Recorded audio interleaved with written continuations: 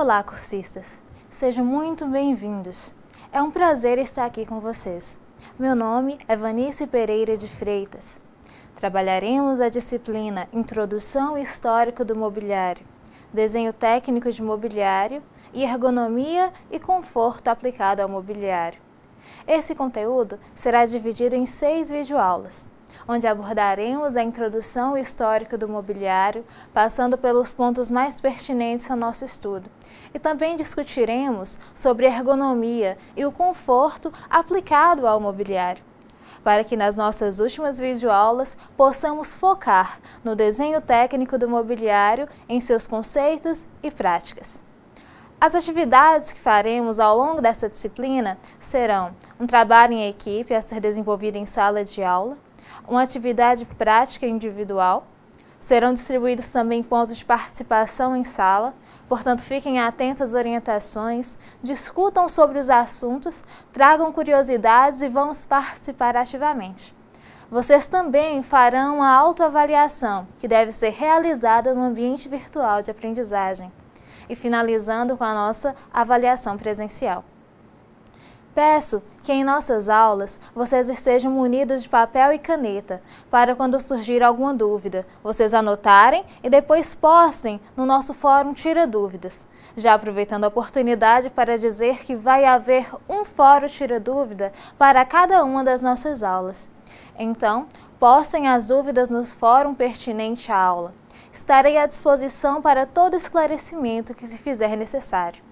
E para que tenhamos um bom resultado, será necessária a dedicação de vocês nos estudos e atividades da sala virtual. Mas também é importante que vocês leiam o material disponibilizado na nossa sala. Vamos começar? Na aula de hoje, vamos conhecer um pouco mais sobre o histórico do mobiliário. É sempre possível apreciar uma decoração bem-sucedida.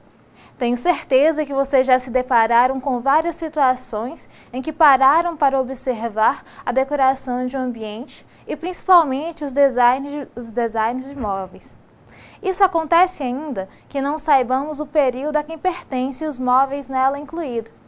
Da mesma forma que se pode ouvir um concerto sem que se saiba distinguir os diversos instrumentos que compõem a orquestra. Porém, a música terá um sentido diferente e mais profundo quando se conhece algo sobre os instrumentos que a reproduzem. Pela mesma razão, se aprendermos a reconhecer os diferentes estilos de mobiliário, a decoração de interiores passará a ter para nós um maior significado. O conhecimento do móvel antigo permite-nos considerar cada estilo, o seu histórico, não apenas como algo isolado, mas sim como uma fase do desenvolvimento do gosto da decoração. A história do mobiliário nos mostra que cada um dos seus estilos surgiu como uma consequência natural daquele que esteve no auge antes e foi seu antecessor. A evolução desse caráter estético está diretamente relacionada com as modificações das técnicas de produção.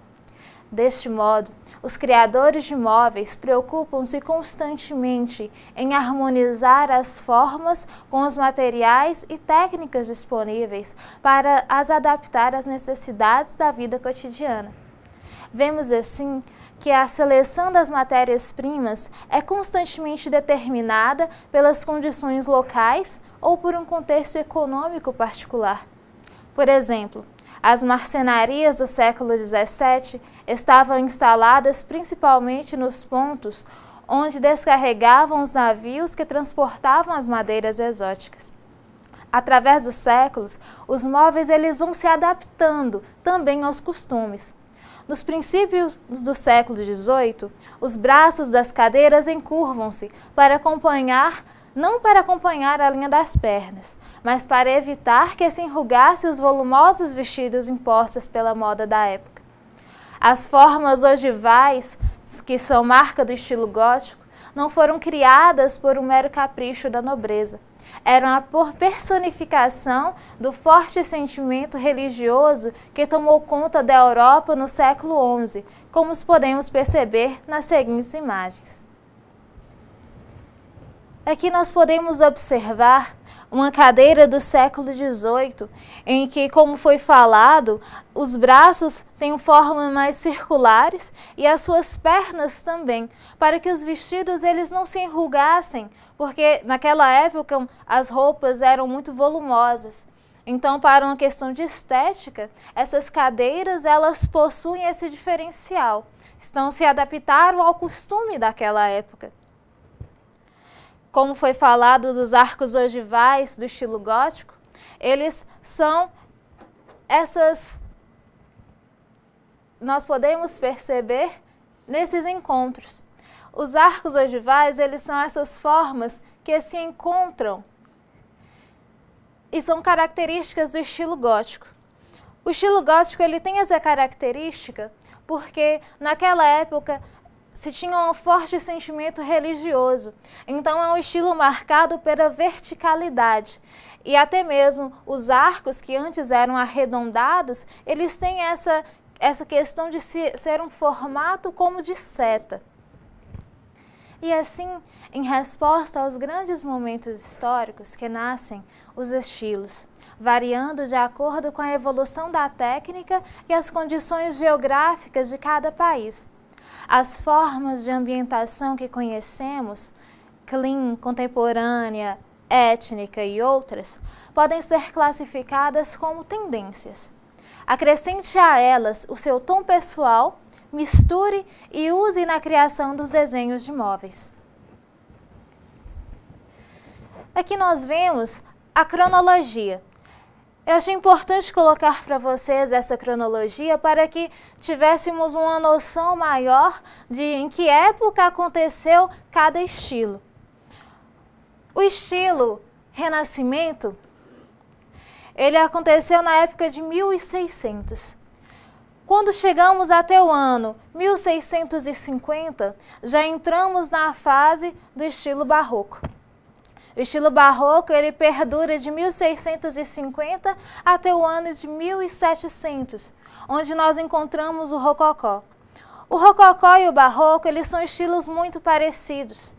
Porém, o Rococó ele é um estilo um pouco mais leve, as formas têm mais dourado e aí tem formas em formatos mais de arabescos, coisas que não encontramos no estilo Barroco.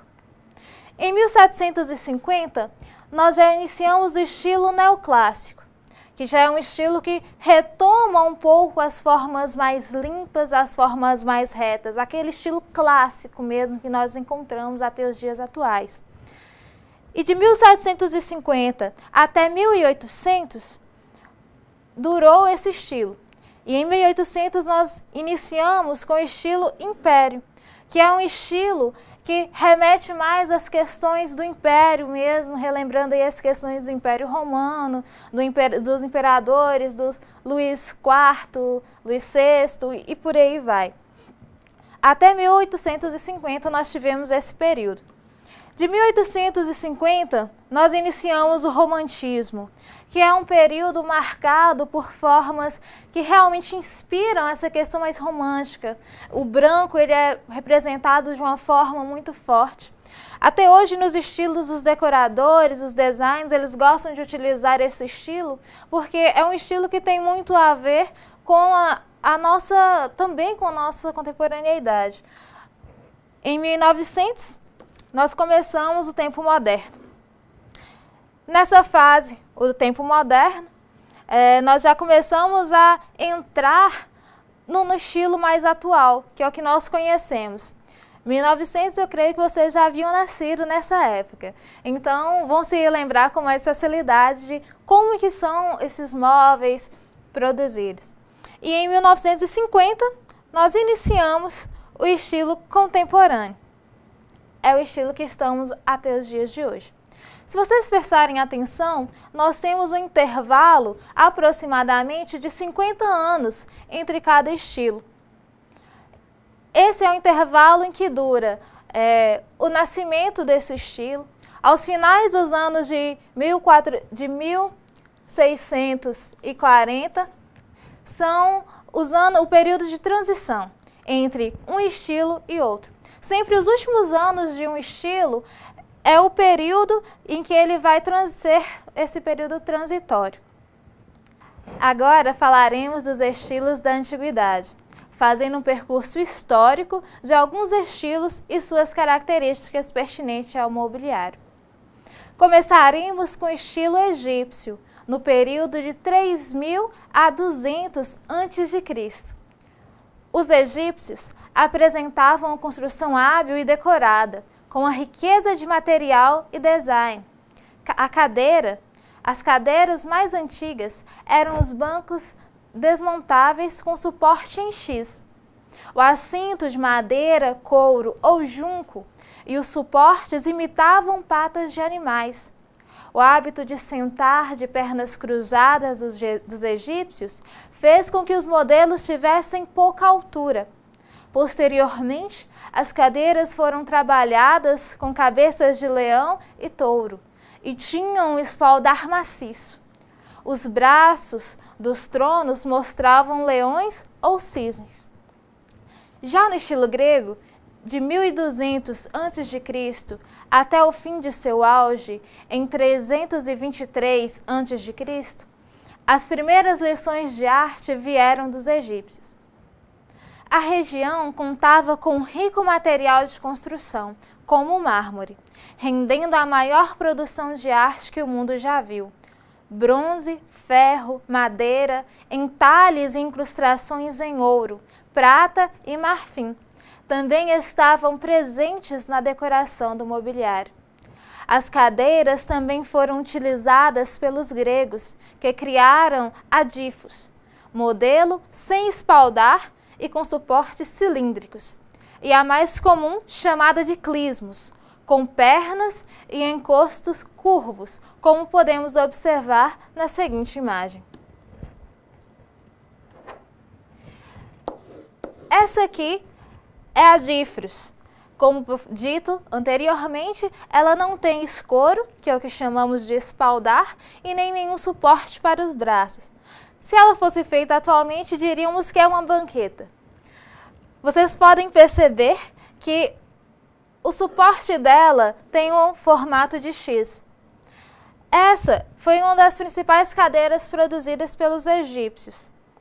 Agora nós também podemos ver e perceber a cadeira clismos, que ela faz parte desse mobiliário grego. Ela é elegante, de belas proporções, e já essa cadeira, ela tem o espaldar, e ela contém também pés curvos e assento trançado. A preocupação com a acomodação dos pés, bancos e camas com apoio para os pés. Essa cadeira é uma cadeira que já visava um maior conforto. E diferente da Gifros, ela tem um encosto, o espaldar, que ele é arredondado, proporcionando uma acomodação maior de quem a fosse utilizar. Os gregos eles tinham muito essa preocupação para o apoio dos pés, para que obtivessem esse descanso. Aqui nós podemos ver melhor a cadeira clismos.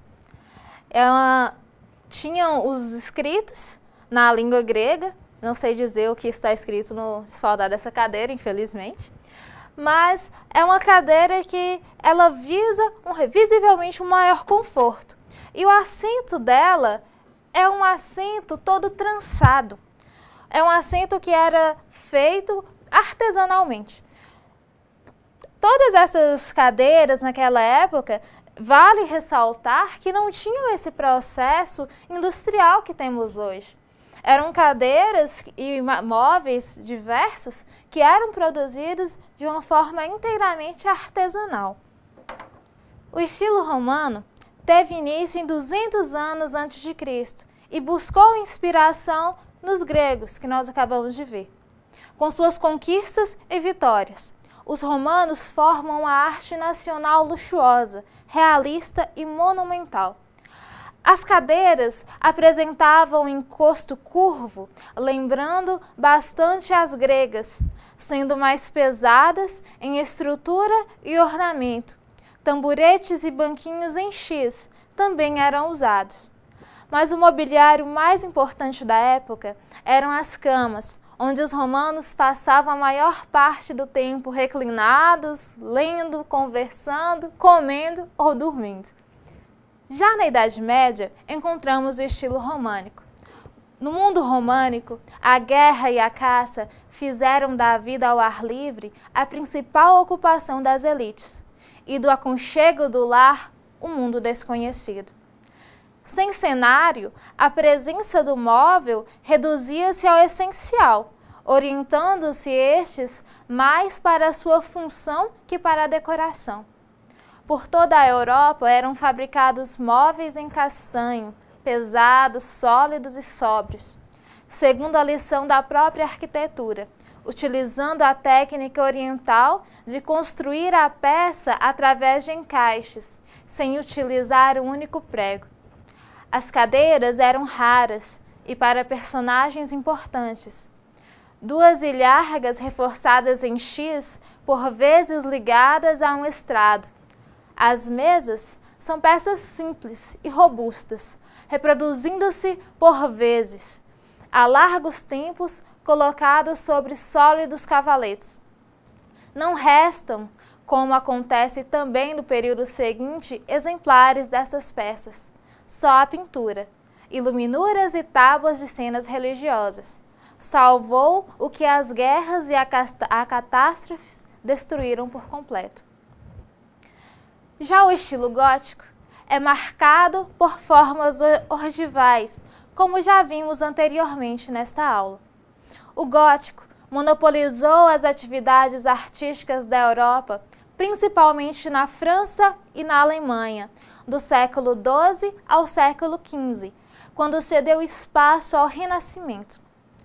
No mobiliário, reduzem-se os temas religiosos com estruturas que parecem buscar o céu. Raríssimos exemplares restam desse trabalho artesanal, de madeiras entalhadas, tapeçarias de sedas e principalmente metais caprichosamente trabalhados. Os móveis de assento eram sobretudo constituídos por bancos, mochos ou tamboretes, arcas e almofadas. No século XIV e XV, as cadeiras não eram frequentes, não sendo também numerosas no século XVI. Como nos armários, aparece já a decoração com medalhões, substituindo a decoração ogival, diretamente inspirada na arquitetura.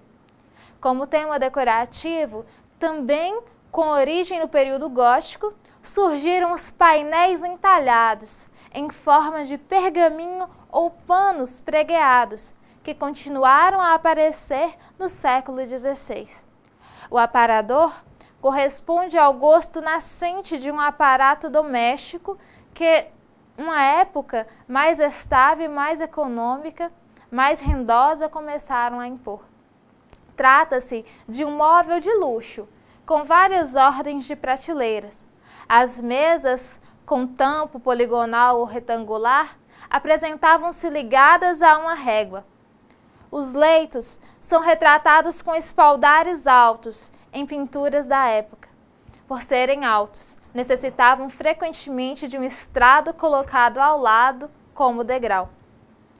No Renascimento, o mobiliário se funde ao racionalismo da época, e o móvel renascentista, que se personaliza no século XVI, teve sua origem na Itália e caracteriza-se pela dependência da arquitetura e pela inspiração na arte clássica.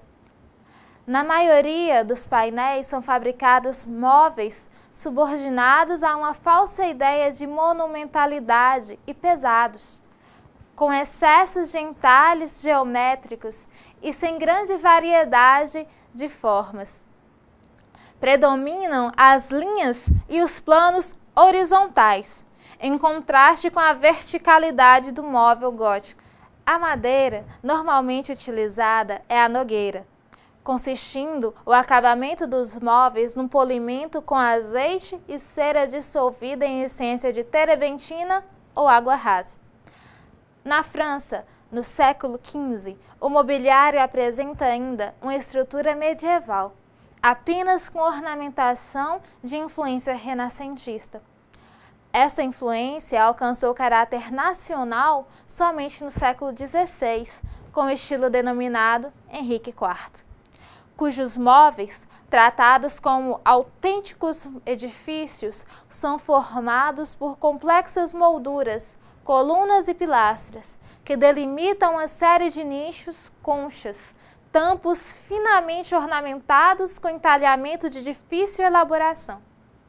No final dessa época, surge o mobiliário de estilo Luís XIII, que impõe o torneado em forma de espiral, de rosário ou de balaústre. Esse estilo caracteriza-se também pelo aparecimento repetido de um ornamento em forma de punta de diamante, especialmente nas almofadas, combinando com figuras geométricas e pela introdução de formas acolchoadas nos assentos. O estilo Luís XIII corresponde ao período de transição entre o Renascimento e o Barroco. É nessa época que nasce, na realidade, a marcenaria, precisamente na França, quando a madeira de carvalho passa a ser substituída pela de nogueira ou por madeiras preciosas como o ébano. Podemos também falar do barroco, que em termos gerais será barroca toda obra de arte em que predomine o gosto pelo movimento de massas desproporcionadas e de formas irregulares, a oposição entre luz e sombra, a busca da ênfase e da criação de efeitos de surpresa. No âmbito do mobiliário, todos esses condicionamentos se traduzirão simplesmente numa concepção exageradamente ornamental. Certos móveis italianos e espanhóis de estilo barroco adquirem uma aplicação destes princípios, um aspecto quase extravagante, pois a sua exagerada ornamentação anula todo o caráter utilitário. No estilo Luís XIV, na França, vai nortear o estilo barroco. Esse estilo é a clara expressão da vontade do rei. O mobiliário sujeito, neste sentido, à mesma influência autoritária sofrida pela política interna e externa do reino, ou pela atividade dos atores, poetas e pintores. Para Luís XIV, tudo deve servir para a glória do Estado e contribuir para o esplendor do reino e da sua própria pessoa. O móvel Luís XIV caracteriza-se bastante pelas amplas dimensões de suntuosidade e simetria. A madeira mais utilizada é a nogueira, com acabamentos dourados ou natural. Os móveis mais característicos são, como sempre, os móveis de assento, cuja altura não excede 45 centímetros. O cadeirão apresenta um espaldar alto, estofado e ligeiramente curvado para trás, com os braços de madeira, sem estofos e encurvados, e apoiam-se sobre as pernas dianteiras, como podemos observar nas seguintes imagens. Todos estes móveis que estamos vendo aqui pertencem ao estilo Luís XIV. Essa cadeira é a que eu acabei de mencionar, que não passa de 45 centímetros, e ela tem um espaldar extremamente alto. Ao mesmo tempo, é um espaldar estofado, como se pode perceber. Ela é extremamente acolchoada também no local do assento, e o detalhamento dela é muito rico, ela é muito detalhada nesse sentido. Nós temos também as mesas, que são as mesas pequenas. Elas são um pouco mais estreitas, mas também podemos perceber o formato, que é um formato que se entrelaça, e o profundo detalhamento. As estruturas representam uma grande mobilidade de linhas em forma de S, alongado. As travessas têm de início a forma de H, para se cruzarem depois em X, curvarem-se ligeiramente e terminarem com remate de talha no seu cruzamento. Então aqui nós podemos perceber a leveza do formato das ondulações nas pernas, as que possuem um formato de H e que se encontram em um formato de X. Esses são os móveis Luís XIV. E nós ainda temos mais uma amostra desse móvel no próximo slide, que é essa mesa, em que nós podemos perceber muito melhor o que foi descrito no último slide. O encontro em X, na base dessa escrivaninha, e as formas em S nas suas pernas. São móveis extremamente detalhados, são móveis muito dourados, que têm muito detalhamentos e que verdadeiramente representam a glória do Estado, como Luís XIV queria. Enquanto isso, observamos também o estilo rococó. Observamos um estilo mais decorativo que arquitetônico e muito mais homogêneo que o barroco. O representante desse estilo se trata do rei Luís XV.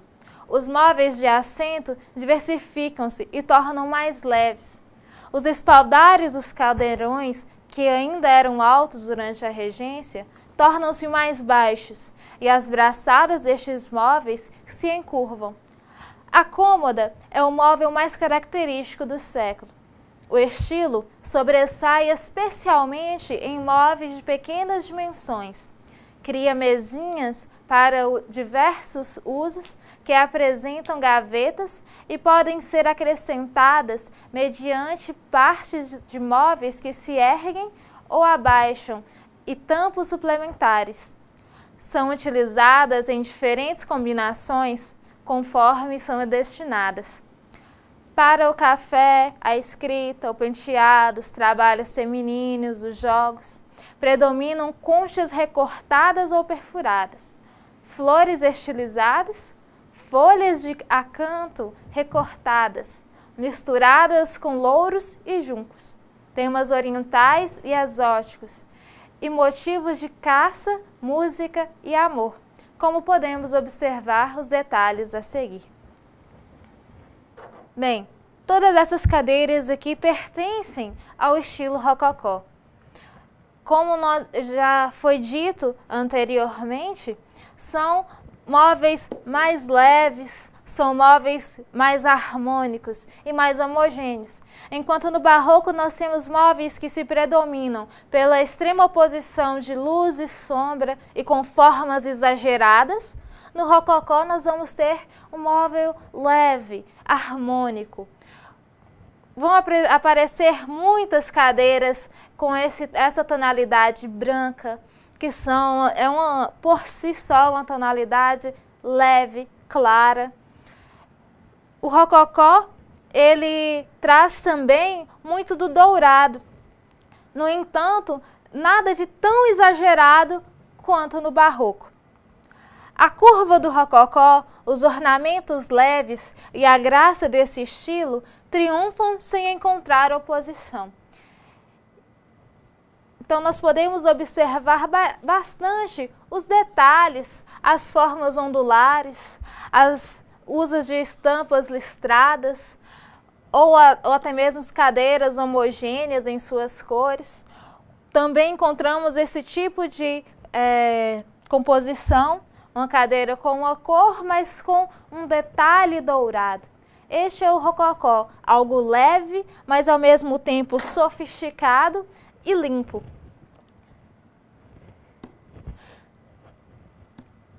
Encontramos muitas estampas, como dissemos também, com folhas. Vocês podem observar nessa imagem, uma estampa mais floral, algo que transmite uma certa alegria, tem uma mistura de muita cor, muita luz, mas não é algo tão exagerado quanto o barroco. No entanto, temos também o estilo neoclássico. Enquanto o estilo rococó baseava especialmente nas expressões plásticas concebidas, pelo contrário, o estilo neoclássico terá uma origem completamente diferente, resultando no final de uma série de pesquisas históricas e arqueológicas. Graças a algumas publicações sobre a arte antiga, arquitetos e decoradores conheceram as belezas da antiguidade clássica, tornando-se seus apreciadores, e deixaram de utilizar as linhas curvas do rococó para se inspirarem desde então nas linhas retas da arte clássica. O móvel neoclássico ele apresenta 3 fases. Na primeira, é imposto pela classe alta intelectual, apresentando estilo leve e elegante, de acordo com o requinte da sociedade do século XVIII. Na segunda, converte-se no estilo pesado e cheio de aparatos, que corresponde à época do Império. Já na terceira, é influenciado pela crescente industrialização, conservando ainda a sua inspiração clássica e dando origem ao estilo restauração, que irá transformar-se pouco a pouco para se tornar simplesmente confortável. Antecipadamente, de acordo com as alterações sociais do século XIX, que irão fazer do móvel moderno um objeto funcional e não apenas uma peça de arte. E lá vamos para mais um Luiz, agora o estilo Luís XVI. Nele, a estrutura dos móveis de assento, desde reconhecer-se facilmente para os seus construtores, colocam um cubo de madeira entalhada, sublinhado no local em que as pernas se unem, no aro ao assento. As pernas anteriores são sempre direitas e geralmente estriadas, enquanto que as posteriores são geralmente inclinadas para trás. Os braços encontram-se na vertical e as pernas dianteiras e o assento quadrado, ovalado à frente ou redondo e sempre estofado. Os espaldares, também estofados, apresentam formas múltiplas, quadrada, retangular, redonda, em medalhão, escudo e chapéu de cogumelo. Já as mesas, pequenas, são em grande número e apresentam tampos de mármore, ou mesmo de porcelana, quadrados, retangulares, circulares, ovais ou em forma de rim. Os elementos mais característicos do estilo Luís XVI são apresentados pelas pernas dos móveis de assento e de outros móveis, que podem ser de seção circular, quadrada ou hexagonal, mas delgadas na parte inferior e entalhadas com estrias retas ou em espiral.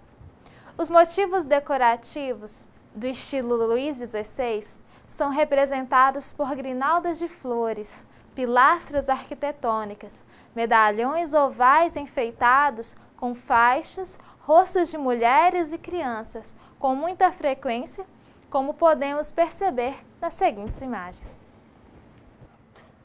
O estilo Luís XVI, por simples repetições lineares de elementos clássicos, nós, corações, flores, listras estreitas e rolos de faixas.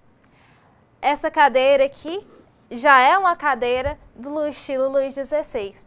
É uma cadeira em que, como dissemos, tanto o estofado quanto o espaldar são acolchoados. Podemos perceber também o acolchoamento aqui, onde seria o local de descanso para os braços.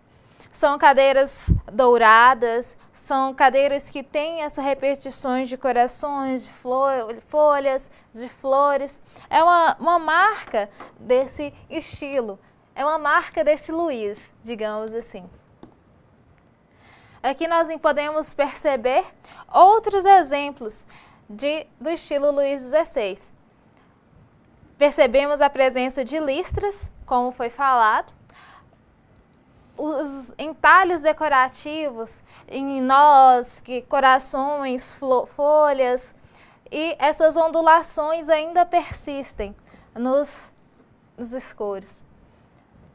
Aqui temos estampas que podemos perceber a presença de folhas e são sempre cores mais vibrantes, mais alegres. E essas cadeiras, esse conjunto de mesas e cadeiras é um conjunto que não é feito naquela época, mas é um conjunto que tem as características. É algo feito nos dias atuais em que se remete ao estilo Luís XVI.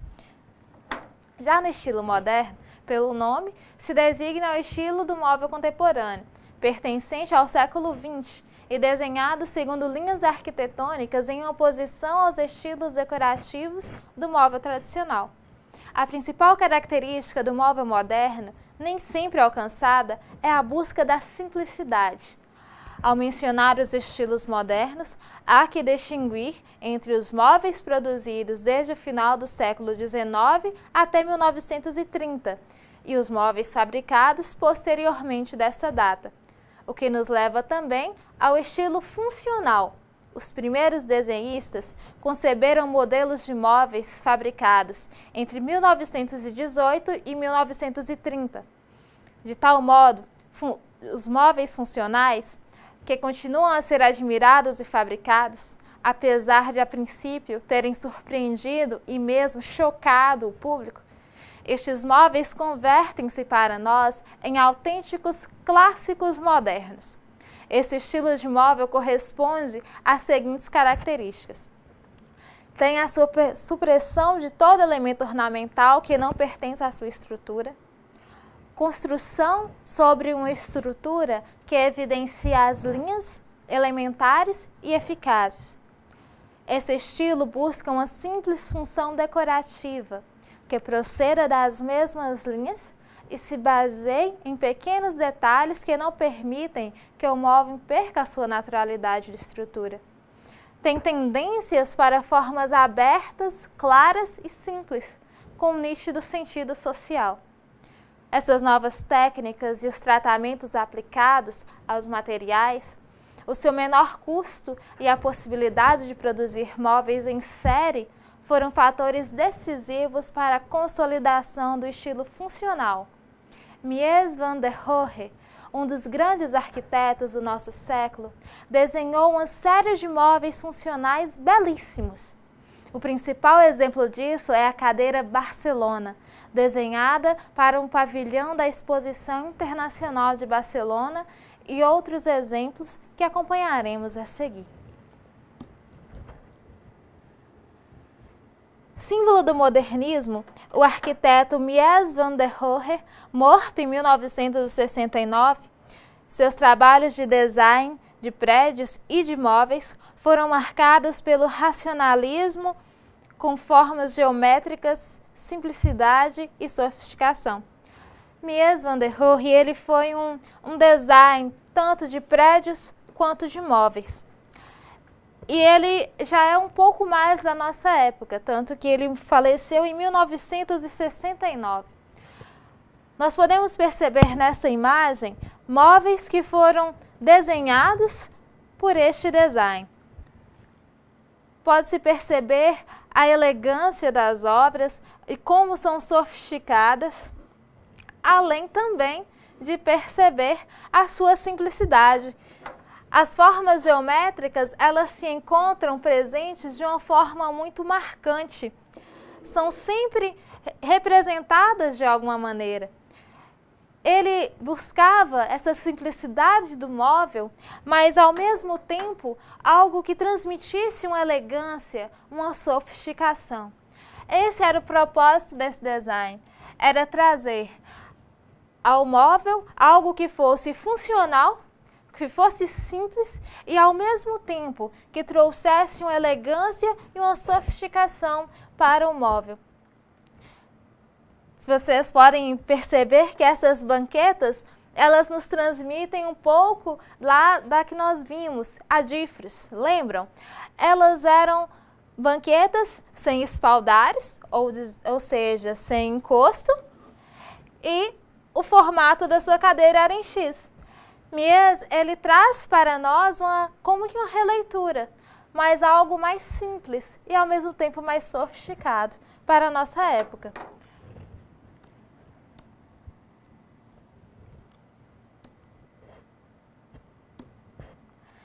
Essa poltrona também foi projetada por este design e onde nós encontramos as formas, a presença das formas geométricas, como dissemos, de uma forma muito marcante. E acaba sendo que um pouco minimalista, mas ao mesmo tempo que ele é um design que preza pela simplicidade, ele traz algo que compensa essa simplicidade, transformando o que é simples em algo muito sofisticado. Essa é uma das características mais marcantes desse design. Essas aqui são as últimas peças dele que eu trouxe para mostrar para vocês, em que nós percebemos em que uma simples cadeira que tantas vezes vimos por aí, como aquelas espreguiçadeiras de clube, vocês já devem ter encontrado, só que uma cadeira bem mais sofisticada, algo que temos como algo simples, mas com uma elegância muito diferente. Então, ao olhar para as obras de Mies, nós podemos perceber que ele tem essa pretensão de transformar o simples em belo, de transformar o que seria algo que passaria despercebido por algo que atrai a atenção dos olhares. Esse é o nosso desafio sempre enquanto design, atrair a atenção dos olhares. O nosso desafio sempre será buscar essa originalidade. E esses móveis funcionais são sempre móveis que têm a sua função em algo que é utilitário e só podem ser reproduzidos de uma forma muito marcante. Bem, ao encontro do funcionalismo surge o organicismo. O que seria esse organicismo? Esse estilo se trata de uma tendência que aparece como uma reação contra a frieza do funcionalismo e a sua falta de intimidade, ainda que os dois movimentos coexistam no mobiliário atual. Nós vamos encontrar os dois tipos muito marcados no mobiliário.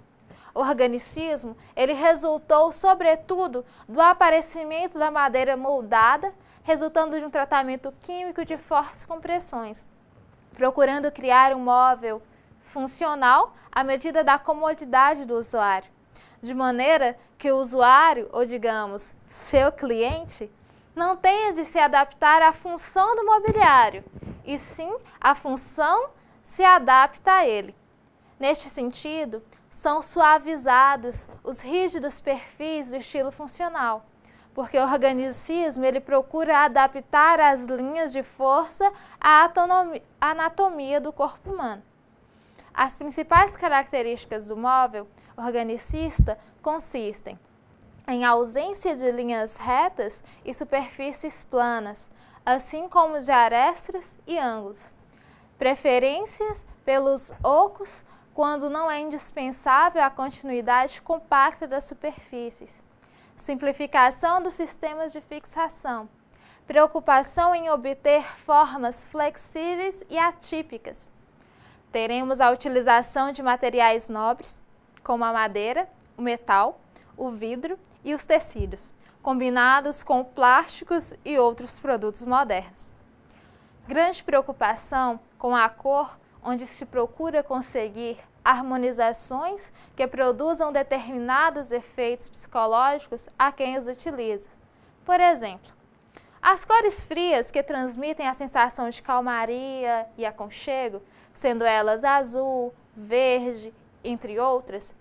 E também, outro exemplo, as cores quentes, que provocam a sensação de agitação e de alegria. Podemos citar o vermelho e o alaranjado. Em geral, são as cores vibrantes, como podemos ver nos móveis a seguir. Estes móveis são móveis tipicamente do estilo organicista, o organicismo.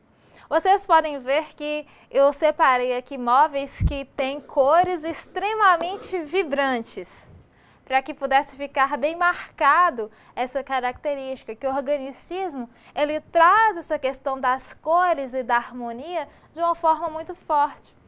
O estilo funcional, como nós mostramos nas outras obras de Mies van der Rohe, são cores mais claras, cores mais sóbrias, digamos assim. E essas cores do estilo funcional, elas não estão tão preocupadas com a harmonia, como no estilo organicista. O organicismo, ele traz para nós a necessidade de se harmonizar as cores, as formas e o ambiente. É uma verdadeira humanização da estrutura. Nós podemos perceber que a anatomia é bem diferente. É um estilo que visa um formato de móvel que vai vir para um conforto do cliente, um conforto do ser humano, né? Até mesmo uma simples cadeira, por que fazer uma cadeira quadrada, retangular, se a anatomia do corpo humano não segue essa linha? Então, o estilo organicista, ele tem essa preocupação em transformar as linhas do móveis em linhas que vão atender à anatomia do corpo humano. Linhas que vão atender o usuário que vai adquirir esse móvel e, ao mesmo tempo, atender a questão da harmonia de cores com o ambiente.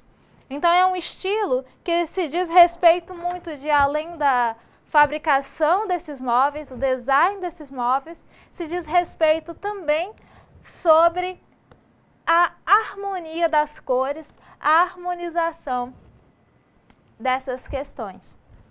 Bem, prezados cursistas, falamos um pouco de alguns estilos que foram selecionados para a nossa disciplina.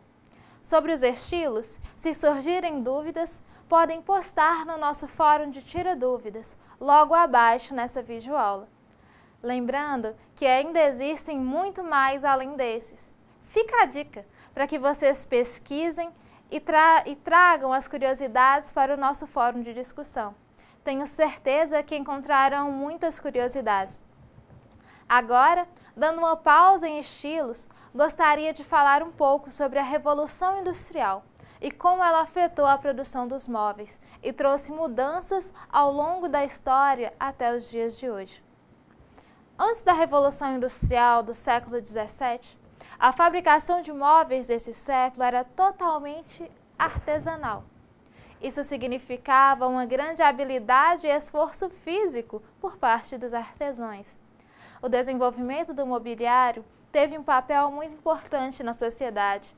Com o advento da produção industrial, os artesãos foram desaparecendo e foram se tornando trabalhadores. Hoje nós encontramos algumas marcenarias por aí.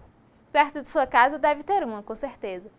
Mas o trabalho que vemos não é o mesmo trabalho de séculos atrás, até mesmo porque em todo lugar se encontra a presença de máquinas desenvolvidas na Revolução Industrial. Houve 5.000 anos de móveis artesanais, se tomarmos como ponto de partida para o Antigo Egito por volta do ano 3000. A importância do artesanato é justamente essa fonte criadora, onde surgem conceitos que utilizamos até os dias atuais. Pare para pensar, os designers não inventaram as mesas, os móveis, as cadeiras. Cada um foi criado a partir de um conceito existente e aprimorado. Alguns até inovadores, mas com sua raiz presente nos artesãos de séculos de suas produções. O desenho industrial não criou seus quartos e móveis, não criou as salas e as cadeiras, mas potencializou a sua produção, em alguns casos de um material mais forte e em escalas bem maiores. O artesanato estava cheio de riquezas, particularidades culturais e simbólicas da sua época. Era carregado de detalhes e entalhes que marcaram os estilos, como vimos na aula de hoje. Para muitos, o artesanato sugere uma mistura de arte e design, e não é exagero se considerarmos o mobiliário imensamente rico e criado com base no trabalho exclusivamente manual. O tempo da Revolução Industrial foi caracterizada, entre outras coisas, pelo grande número de produtos manufaturados. E como começamos a ver produtos que demoravam meses para serem finalizados, serem produzidos em larga escala em pouco tempo. Produção em geral, graças às fábricas, excedeu muito a quantidade produzida no passado. Este aumento também incluiu a fabricação de móveis. Os móveis passaram por essa produção em massa, e não há dúvida de que a Revolução Industrial teve um grande impacto no desenvolvimento de móveis, e também foi notável a igualdade dessa produção e como ela ocorreu a partir desse momento, no século XVII, na América do Norte e na Europa. No ponto de vista socioeconômico, a Revolução Industrial proporcionou o comércio em escala mundial. O modelo feudal, essencialmente agrário, característico lá da Idade Média, entrou gradativamente em decadência, cedendo lugar ao comércio internacional e em larga escala. Os grandes latifundiários, os senhores feudais, bem como a estrutura agrária feudal, entraram em declínio, cedendo lugar para o capitalismo da burguesia industrial que surgia. Ao longo do processo, que de acordo com alguns historiadores se registra até os nossos dias atuais, a era da agricultura foi superada. A máquina foi superando o trabalho humano. Uma nova relação entre capital e trabalho se impôs. Novas relações entre nações se estabeleceram e surgiu o fenômeno da cultura de massa, entre outros eventos. Essa transformação foi possível devido a uma combinação de fatores, como o liberalismo econômico, a acumulação de capital e uma série de invenções, tais como o motor a vapor. O capitalismo tornou-se o sistema econômico vigente. Com a evolução do processo no plano das relações internacionais, o século XIX foi marcado pela hegemonia mundial britânica, um período de acelerado progresso econômico-tecnológico, de expansão colonialista e das primeiras lutas e conquistas dos trabalhadores. Durante a maior parte do período, o trono britânico foi ocupado pela Rainha Vitória, de 1837 a 1901. A razão pela qual é denominado como Era Vitoriana. A Revolução Industrial ocorreu primeiramente na Europa, devido a 3 fatores. Primeiro, os comerciantes e mercadores europeus eram vistos como os principais manufaturadores e comerciantes do mundo, detendo ainda a confiança e reciprocidade dos governantes quanto à manutenção da economia em seus estados. Segundo, a existência de um mercado em expansão para seus produtos, tendo a Índia, a África, a América do Norte e a América do Sul sido integradas ao esquema de expansão econômica europeia. E por último e terceiro, o contínuo crescimento de sua população, que oferecia um mercado sempre crescente de bens manufaturados, além de uma reserva adequada e posteriormente excedente de mão de obra. Assim, no final do século XIX, foi marcado pelo idealismo do design na Europa. A unificação da teoria do design com a produção industrial surgiu principalmente com a Bauhaus, 1919, que significa casa de construção. Escolha de arquitetura e desenho industrial do arquiteto alemão Walter Gropius, buscando conciliar o idealismo social. Produtos de qualidade artísticos e baratos, com a realidade comercial usando a indústria e a tecnologia. Ela pregava uma arte funcional, que atendesse às necessidades da indústria e tornasse melhor a vida das pessoas. Forma e função. Formas ergonômicas, desenho inovador. Esse arquiteto ou design tinha que estar ligado aos acontecimentos culturais e sociais. As tarefas se tornaram coletivas, incluíam pintura, música, dança, teatro e fotografia. Os seus membros vinham, em geral, dos movimentos abstrato e cubista. Inicialmente, a casa de construção Bauhaus ficava em Weimar e depois foi transferida para Dachau, em 1925. A Bauhaus foi fechada em 1933 pelo regime nazista, pois pregava o contrário do regime. Antes disso, em 1928, Gropius deixou a casa e foi para o Reino Unido em 1934. Em 1937, ele começou a lecionar arquitetura em Harvard e em 1946 fundou a ATAC, que significa os Arquitetos Colaborativos. Mas mesmo no pouco tempo que esteve ativa, a Bauhaus ditou os rumos para que a arquitetura e o design seguiriam. Daí surgiu, entre outros, a nova Bauhaus em Chicago, pois os principais professores migraram para os Estados Unidos. O movimento moderno de design utilitário, ou estilo internacional, o Organic Design, e na década de 60 do século XX, uma reação a alguns destes movimentos deu origem ao grupo independente na Grã-Bretanha, depois o anti-design, que rejeitava o movimento moderno, o design radical na Itália e o pop design, o desconstrutivismo e o pós-modernismo. E assim foram surgindo vários grupos diante dessa nova realidade, advinda da produção industrial. Os engenheiros e designers fizeram parte dessa história e mudanças que ocorreram ao longo do século XX. Vou citar aqui 3 importantes nomes e suas contribuições para o mobiliário. Primeiro, o arquiteto e design Mackay Hugh, inglês de 1865, participou no movimento Arts e Crafts, que reagia à produção industrial em larga escala e baixa qualidade, que retirava toda a importância e valor dos artesãos. Foi uma reação à cultura do século XIX, ao academicismo e ao estoicismo. Mackay trabalhou muito mais como arquiteto. Ainda assim, criou uma mesa de apoio, que foi criada em 1901, e uma cadeira, criada em 1903. O segundo elemento é o arquiteto, também design, Otto Wagner, da Áustria, de 1841. Foi um dos mais importantes arquitetos europeus do século XX. Cunhou a famosa frase, nada que seja prático poderá ser belo. Depois de 1894, ele teve influência do estilo jovem, um ramo da Arte Nouveau, que surgiu na Alemanha, que advogava um regresso a um estilo de vida mais simples e menos comercial, tentando aproximar a manufatura artística da produção industrial. Criou cadeiras em 1902 e as últimas em 1904.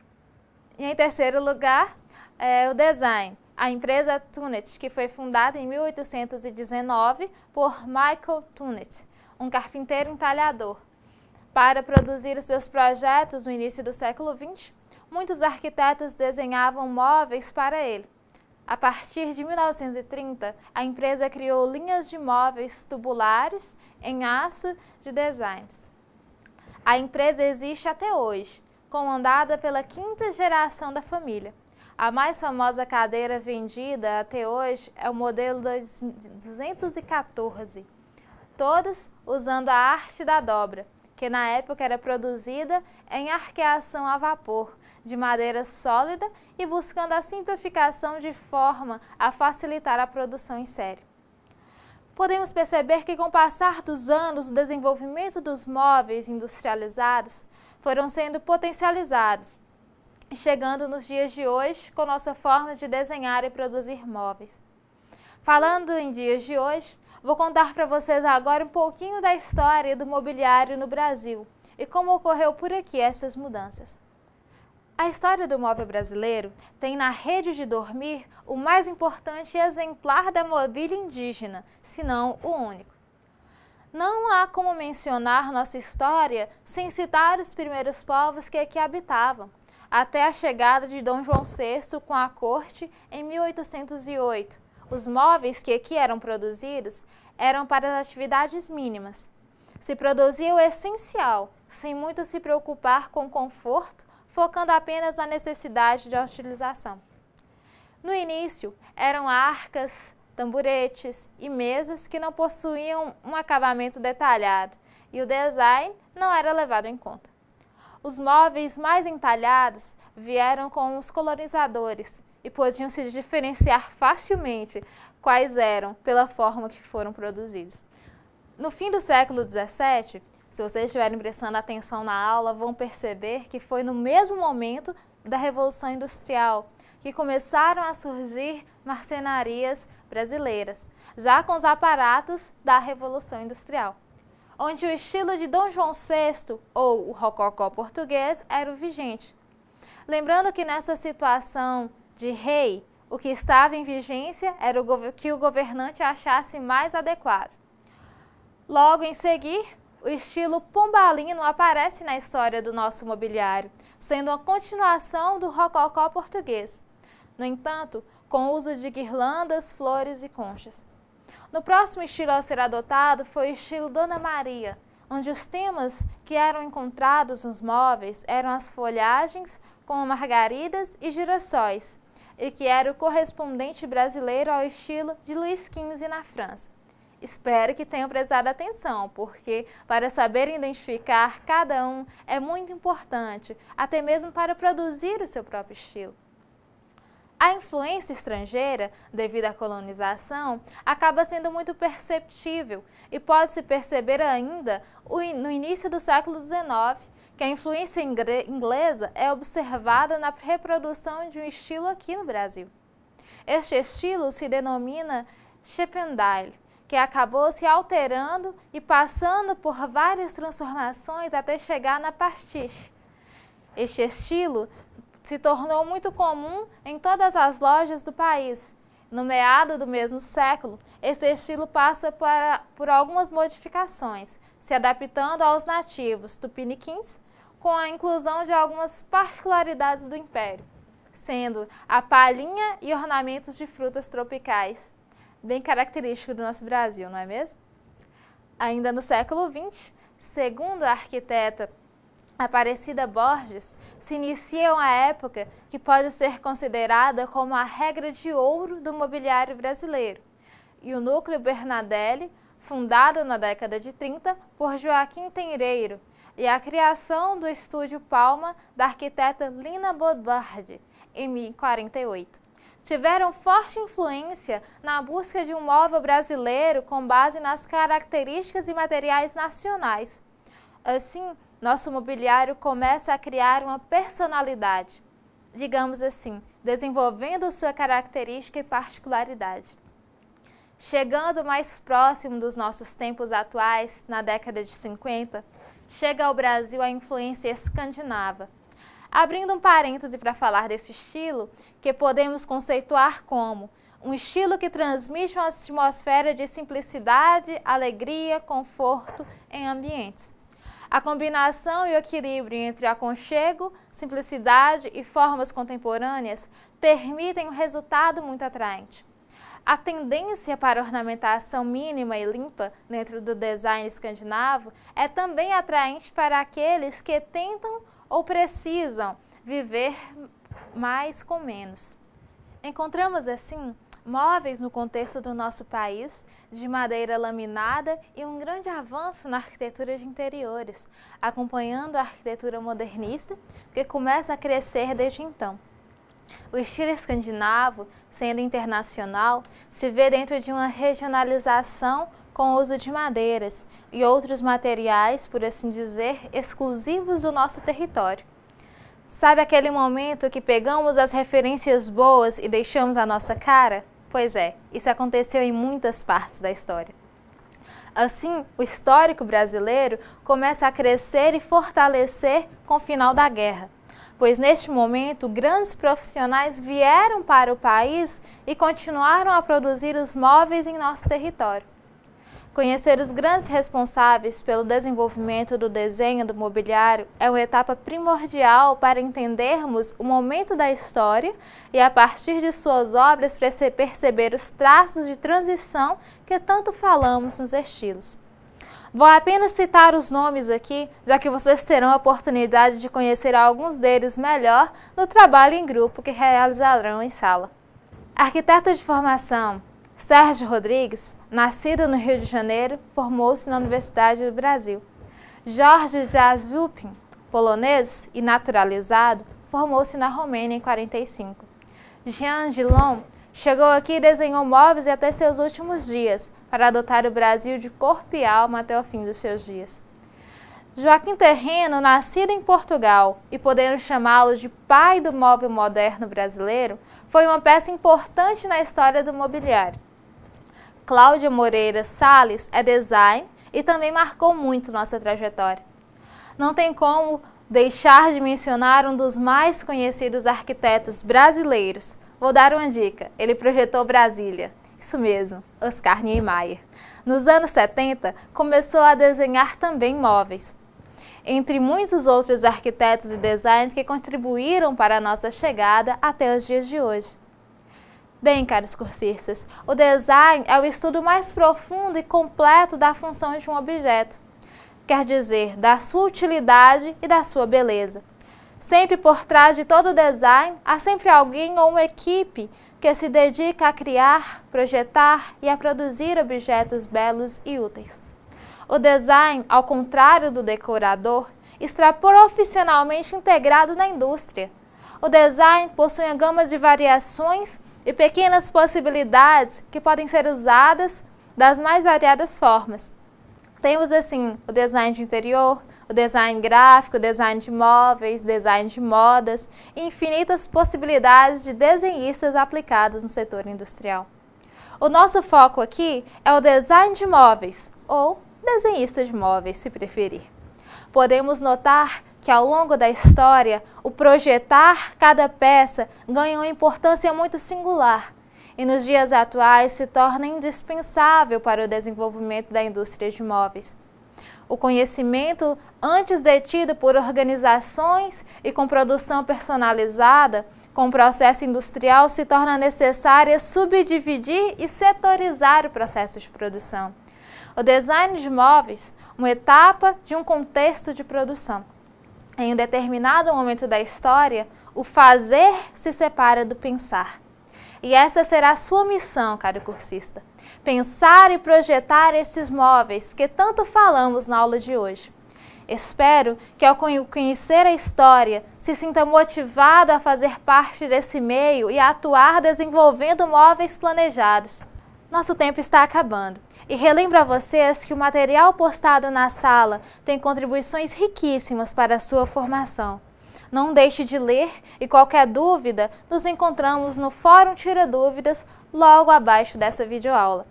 Para a próxima videoaula, vamos conhecer o que é ergonomia e como aplicaremos ela no mobiliário. Até a próxima aula e vamos construir o conhecimento juntos!